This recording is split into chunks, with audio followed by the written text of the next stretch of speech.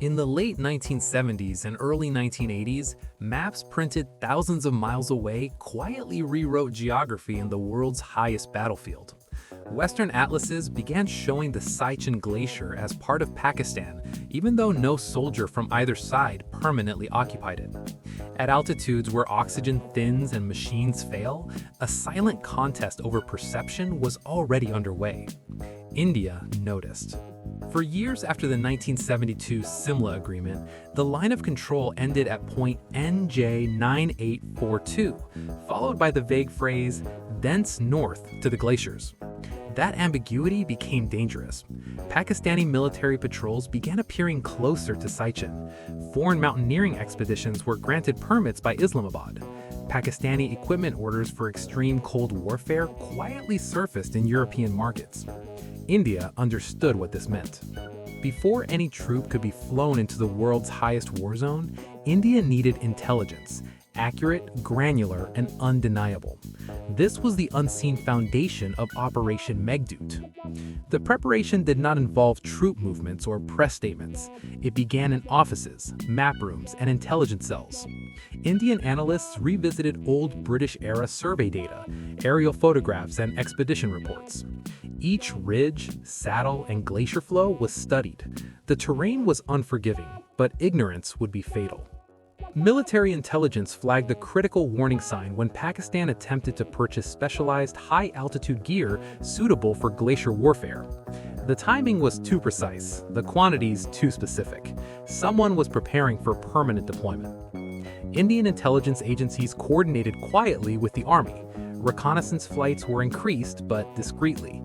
High-altitude aerial imagery was collected and reanalyzed.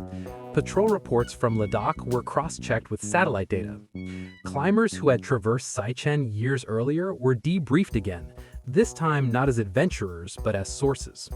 What emerged was alarming. Pakistan appeared poised to occupy key passes overlooking the Siachen Glacier, positions that would dominate access routes and potentially alter the line of control by force without firing a shot. Once entrenched at those altitudes, removal would be nearly impossible. Time became the enemy. Yet haste could be disastrous. Deploying troops without preparation at altitudes above 20,000 feet would kill more soldiers than combat ever could. The intelligence phase of Operation Meghdoot therefore focused on something rarely highlighted in warfare: human survivability. Indian intelligence worked with military planners to assess not just enemy intent, but environmental threats, wind speeds, avalanche zones, whiteout frequency, oxygen deprivation timelines, helicopter performance limits. Every variable was mapped because failure would mean death without enemy contact. Simultaneously, secrecy became paramount. Only a small circle within the Indian military and intelligence establishment knew what was coming. Communications were restricted, movements were disguised as routine logistics.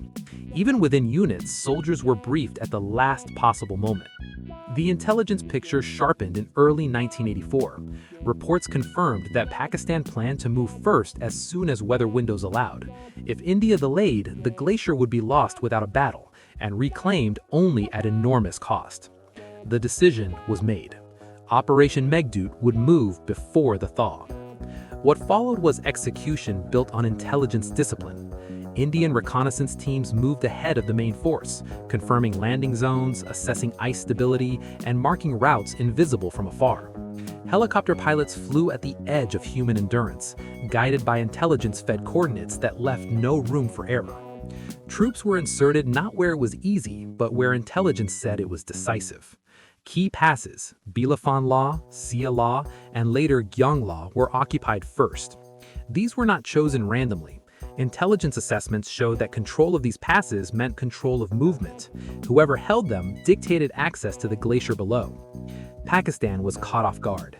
Their planned deployments found Indian soldiers already entrenched, exhausted, frostbitten, but positioned where geography itself became a weapon. Attempts to dislodge them failed. The altitude punished attackers brutally. Every step uphill cost breath, strength, and time. The world barely noticed. There were no dramatic announcements, no victory parades, only radio signals crackling through thin air, and soldiers fighting an enemy that was often invisible: the cold. Behind the scenes, intelligence continued working. Weather forecasts were refined daily. Enemy movement was tracked continuously. Logistics chains were adjusted in real time based on avalanche risk and temperature drops. Every helicopter flight was an intelligence-driven calculation between survival and necessity. Operation Meghdoot did not end with occupation. It transformed into vigilance. The intelligence apparatus built during preparation became permanent. Siachen was no longer a blank space on the map. It was one of the most closely monitored regions on Earth. Patrol routes were standardized, observation posts established, enemy patterns learned. The cost was heavy. More soldiers fell to altitude sickness, exposure, and accidents than to enemy fire. Intelligence could mitigate risk, but never erase it. Each winter tested systems, bodies, and resolve. Yet, strategically, the outcome was decisive. India secured the commanding heights of Siachen before a single hostile boot could claim them. Pakistan's plans collapsed under the reality of terrain dominance. Any attempt to reverse the situation would require attacking uphill at extreme altitude against prepared positions. That calculus has not changed. Operation Meghdoot became a case study, not just in military action, but in intelligence-led prevention. The operation proved that wars are sometimes won before the first shot is fired, through anticipation, preparation, and control of information. It also exposed a harsh truth. Modern conflicts are no longer defined solely by firepower. They're shaped by maps, data, timing, and the willingness to act decisively before ambiguity turns into loss. Even today, Siachen remains the highest battlefield in the world. Soldiers continue to serve where survival itself is a daily mission. Helicopters still fly along routes first identified through intelligence preparation decades ago. Weather reports, surveillance feeds, and logistics data remain as critical as weapons.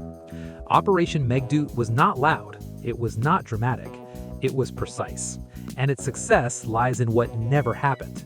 No enemy occupation, no silent surprise of territory through delay. The glacier remains unforgiving. The silence remains thin. And every frozen ridge stands as a reminder that intelligence, when acted upon in time, can change geography itself.